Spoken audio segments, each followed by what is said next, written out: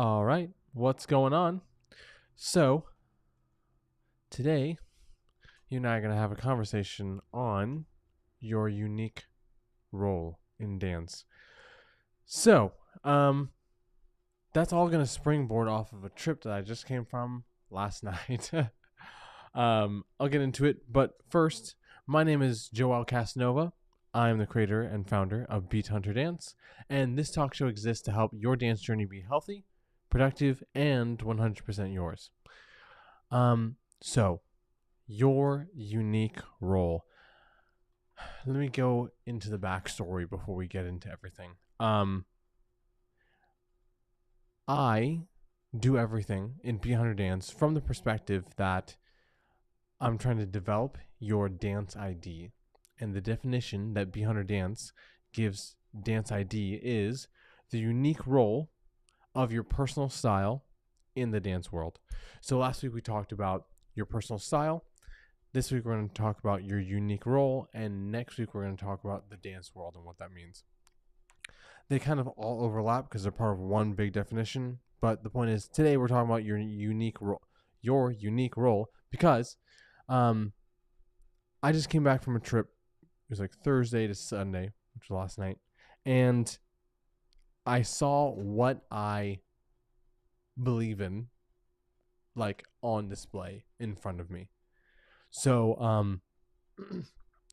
I have a friend. Her name is Catherine. She owns a dance studio out in Blacksburg area, Christiansburg, right next to VTech, Virginia Tech, if you don't know what VTech is. And every year I go to teach her students, usually in August. But she also does a performance that happens in spring, at the end of spring. So I went out to be part of that production along with my brother. She kind of replaces the production with a recital, right? So like instead of just doing a regular recital, she does a story production.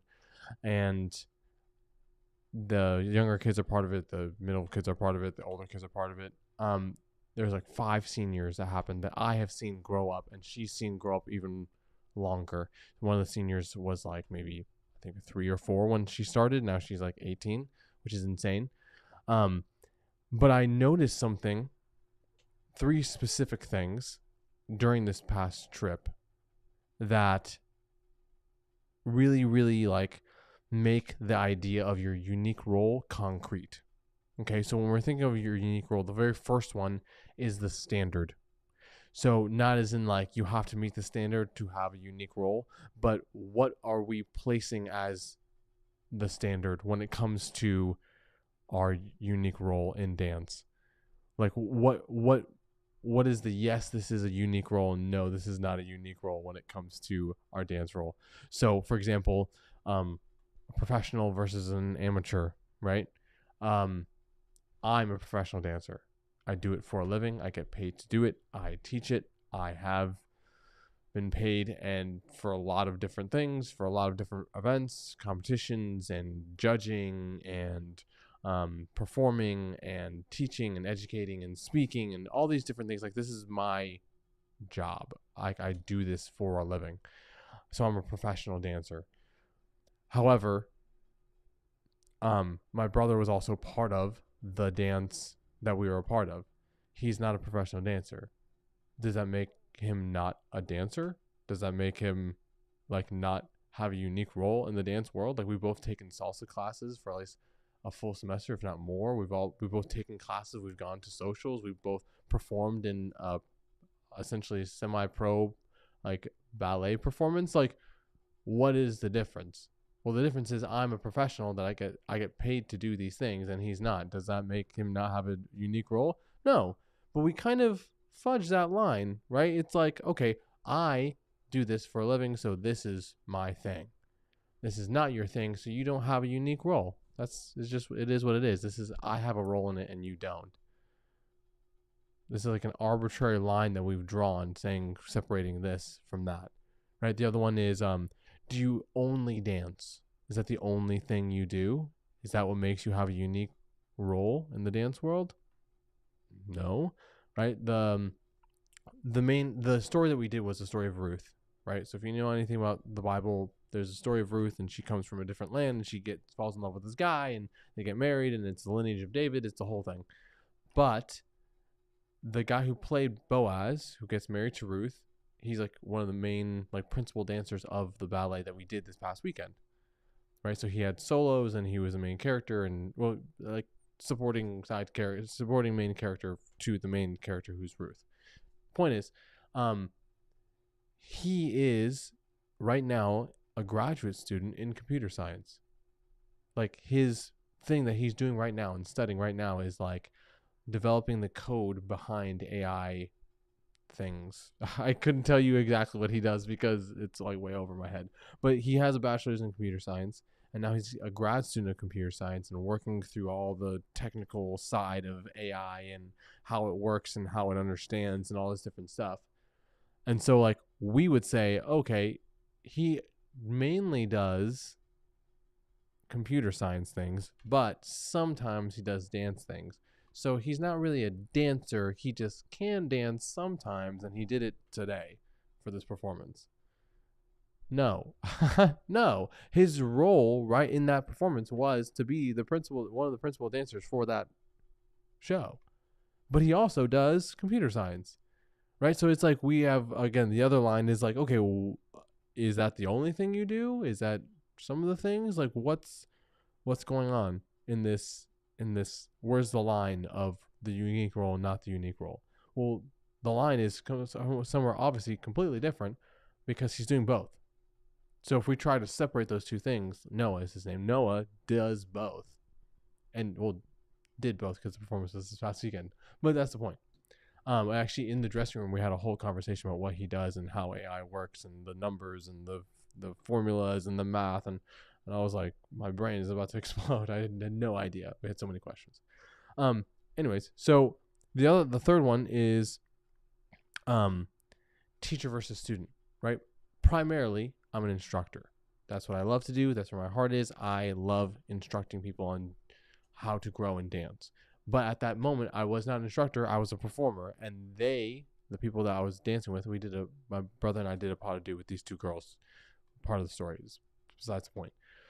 They knew the choreography and they taught us the choreography, and we were practicing with them. And so they would be essentially instructing us. So if I were to be like, okay, hold on, I have a role. My role is a teacher. So you're a student. You're not supposed to be teaching me, even though you know everything that's going on and I don't, right? If I were to like keep my pride and be like, no, I'm a teacher, you're the student, I wouldn't have learned, and the production would have gone awful. At least our part would have been awful. Yeah, but I was like, okay, I'm shedding my role and saying I'm putting on the coat of a student instead of a teacher so I can learn from you because you know what's going on and you're teaching me in this moment. Right? So it's like, well, I'm at this level and you're at this level. So I have a unique role because I'm doing things. You're just learning. Learning is also part of your unique role. Teaching is also part of your unique role. And sometimes they switch, right? The standard for it is what we have to gauge in order to understand and have a correct view of what our role is in the dance world, which goes straight into the second part, right? The first one is the standard. What is the standard for whether you have a unique role or not? The second one is the evolution of your role, right? So like I shift and change and mold into the position that I need to be in. Sometimes I'm speaking and leading people through like dance exercises, but I'm mainly like talking to them about what they can do. So am I not teaching? Yes, I'm still teaching. It's more of like a lecture format. Or like in this example, I went and I became a performer and student to learn choreography to perform it instead of teaching anyone anything. I didn't teach anyone anything at all. Like we were doing a warm-up class before the production itself. And in the warm-up class, we're doing ballet bar. We did center. We did leaps across the floor. And like I was like turning to them being like, what is this? Like what is a, détourné, what is all these different things. And they're like, okay, well, basically you're doing whatever, like tombe pas de bourrée, jeté, a glissade jeté. I'm like, okay, I've heard that before and I know I've done that before, I just don't remember what it is. So now I'm the student learning from these people who are next to me who are technically younger than me. right? So I'm shifting and evolving based off of where I'm going, right? In the same way, the people that I'm asking questions to, they used to be students from Catherine, the owner of the studio. And they used to be like super young. And so like they were not teaching anyone anything. They were just absorbing. One of the girls in the actual, one of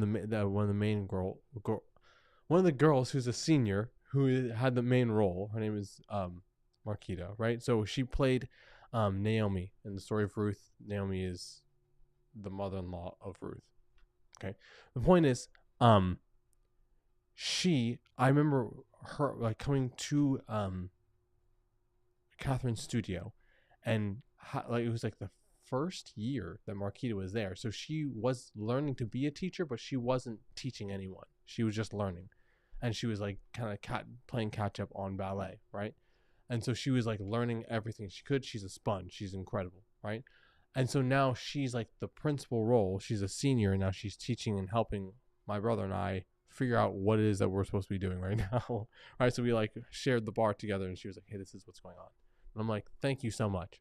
Right? Even though I've taught her before, and I was her teacher, now we're like evolving and shifting. Now she's teaching not only me, who has taught her before, but also other people. Like she's in charge. She has classes that she teaches. It's incredible, right?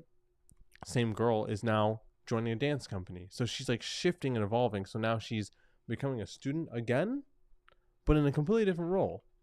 She's part of a company now, right? So it's like the way we shift and evolve through the dance journey in our unique role is super important, right? In the same way, when you are changing, you have to figure out who you're serving and who you're learning from, right? So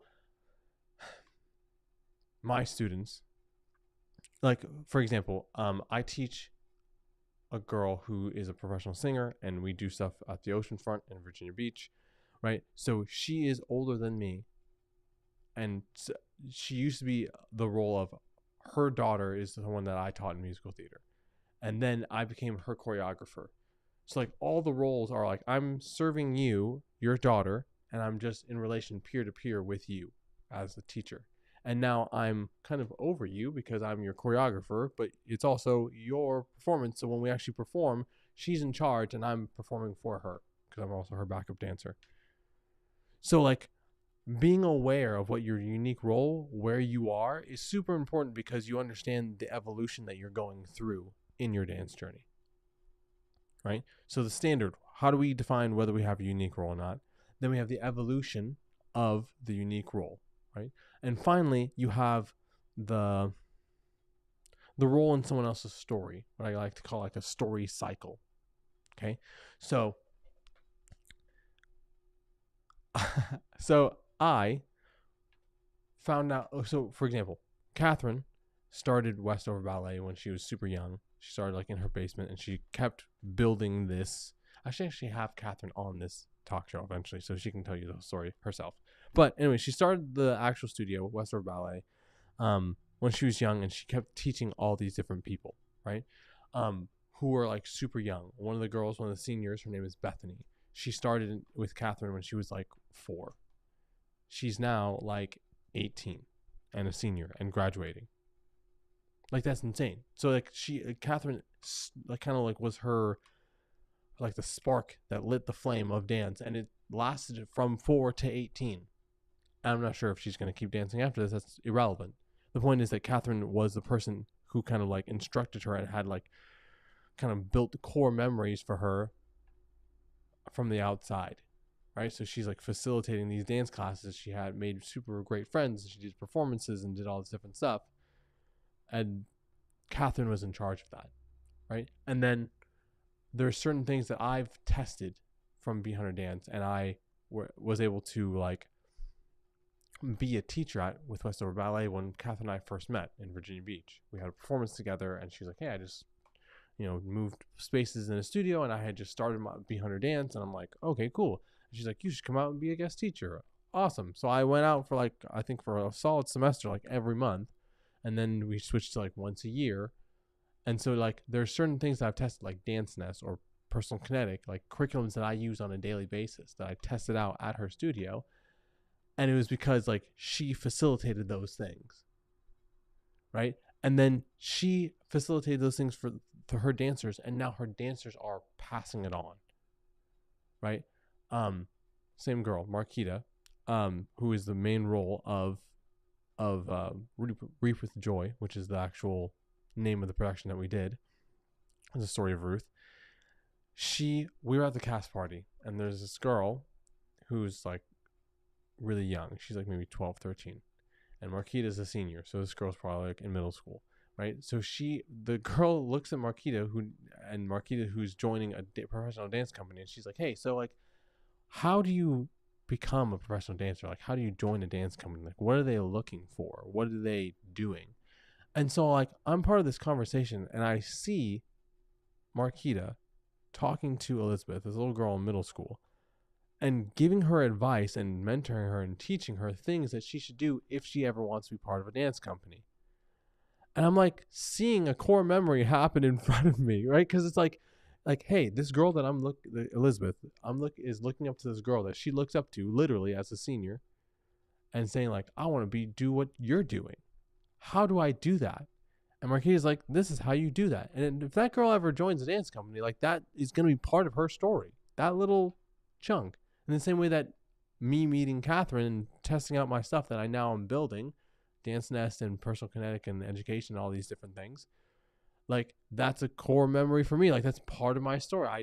I went to Westover Ballet and I taught these things and tested them out. In the same way that Bethany can look back at like I was, 4 years old, and that's when I started dancing with Catherine at Westover Ballet. It's like we are part of other people's stories when we're doing our role. And if we were to like stop and be like, listen, I don't do this. I'm not a professional dancer. I'm not a teacher. I'm not a student or whatever it is. I do other things and I only sometimes dance. Irrelevant, right? Like the guy, Noah, who does computer science, who's studying a grad student of computer science. Like we had a great time over the weekend just hanging out. And so those are now memories that are part of his story of like, yeah, I do this thing, but also I perform ballet sometimes because I know ballet, and he's really good. He's great. Do you know what I'm saying? So as we do this, it's like this cycle where it's like, there's something that I coined when I was there. I was at a teacher's retreat. She puts on a teacher's retreat every year where we teach each other how to be better teachers and kind of sharpen that skill, because dancing and teaching are totally different things.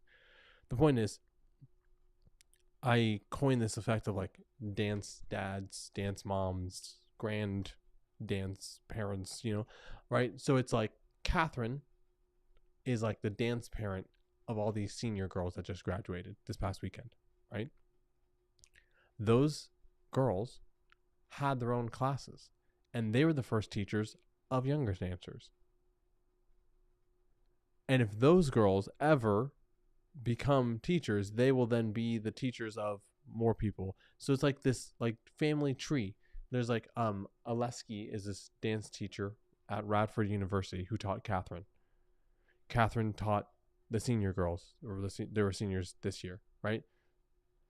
The senior girls taught other people. So like great grandfather is Aleski, grandma Catherine is the dance grandma. They are dance moms who have students. And then it'll just keep shifting up and up and up and up as those people become teachers or even just dancers who affect other people, right? So it's like there's this effect where it's like I am the first person that helped you with your dance story, right? Your dance journey. And that is my role right now. Marquita's moving to a different state to be part of this company. And so she is now going to be part of someone else's story, and they're going to be part of her story. So like she's now shifting roles in the same way that I performed at this performance. I danced in this performance, and now I'm coming back, and I'm like, oh yeah, I remember in 2026 I did this performance with Catherine. That's part of my story now. Like I loved this moment of my dance journey where I became a performer again, and now I'm back where I live, Virginia Beach, teaching. And so I can take this example and give it to you on this talk show. The cycle continues, right? So it's like your role is constantly evolving and is always affecting other people's stories based off of where you're going and who you're with, right? So even if you're just taking classes, it's like, oh yeah, I remember having a great experience going to this hip hop class with other children or other adults at Be Hunter Dance. And that's where I met my best friend. That's where I met my best friend. Or that I just had even just having a good experience. Like, that's part of your dance journey. I didn't teach anyone. I didn't choreograph. I didn't perform anywhere. I just took class on Saturdays at 12 or 1 for $20, a drop-in rate, right? So it's like shameless plug, right? So you're going in, and your role is to be a student right now, here today on this random Saturday, right? So as you're going through it, it's like, I don't have a unique role in the dance world. You're doing it right now. This is part of your story. And it's like, I become a professional dancer, and I had friends who are still my friends that didn't become professional dancers, but we're still friends. Like, what? I have a dance role and they have a dance role. Sometimes they take classes and I do it for a living now. Your roles evolve for you specifically.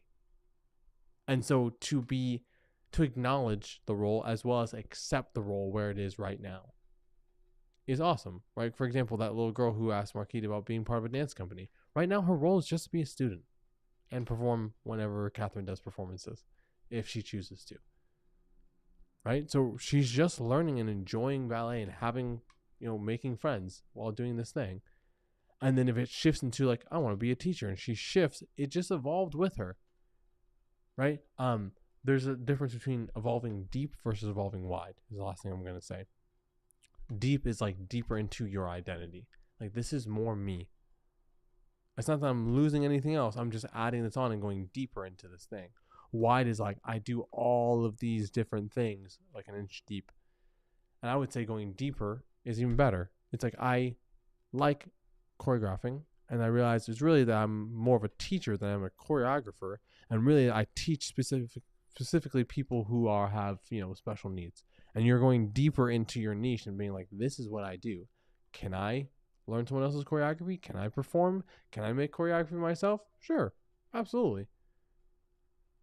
But I'm going into something deeper that's very much me, and allowing yourself to sit there until it needs to evolve.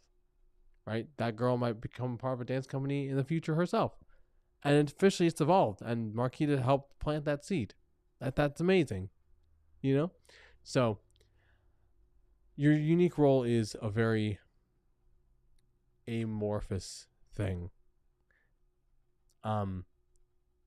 It can stay in one shape for a long time, but be aware when it starts to shift.